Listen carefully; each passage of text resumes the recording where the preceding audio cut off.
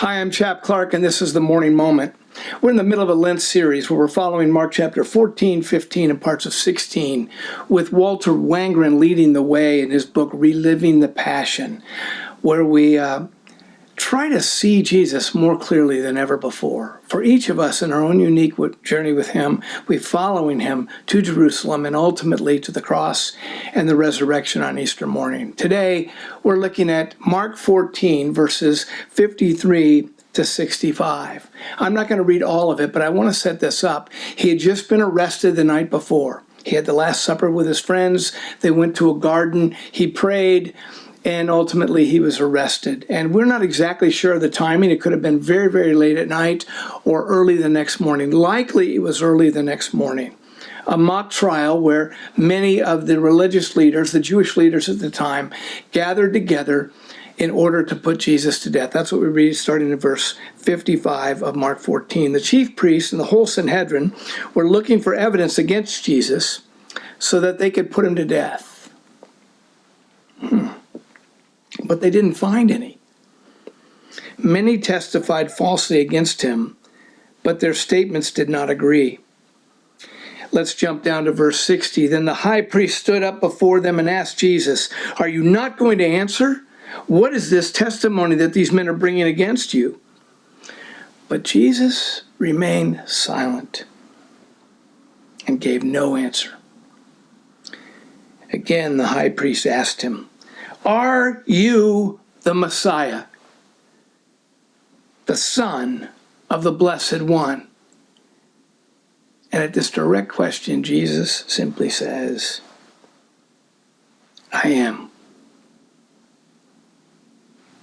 And you will see the Son of Man sitting at the right hand of the Mighty One and coming on the clouds of heaven." Then he went back to silence. The high priest tore his clothes. "Why do we need any more witnesses?" he asked. "You've heard the blasphemy. What do you think?" They all condemned him as worthy of death. Then some began to spit at him. They blindfolded him. They struck him with their fists and said, "Prophesy!"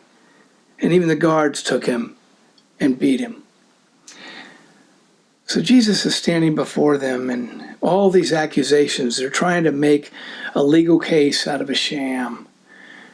And Caiaphas in his beautiful robes and his authority among the people and among those religious leaders and political leaders, Caiaphas looked down at Jesus in his frustration. He finally says, "You've been silent. Aren't you going to answer?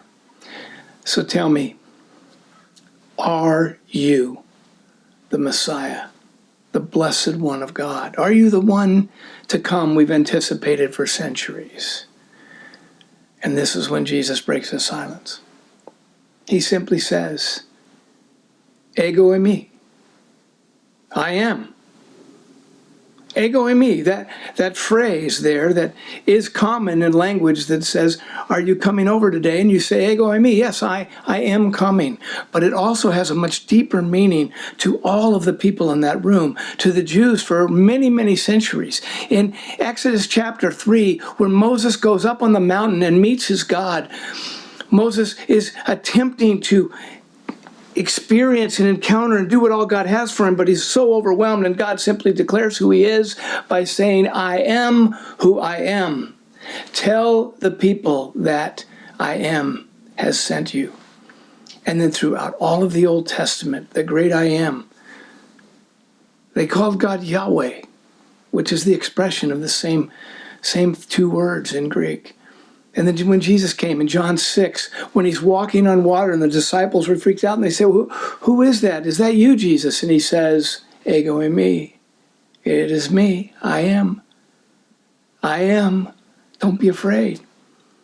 Then in John chapter 8, the crowds were pushing him on his message and who he was. And he states very clearly, before Abraham was the patriarch of the Jews, before Abraham was, I am.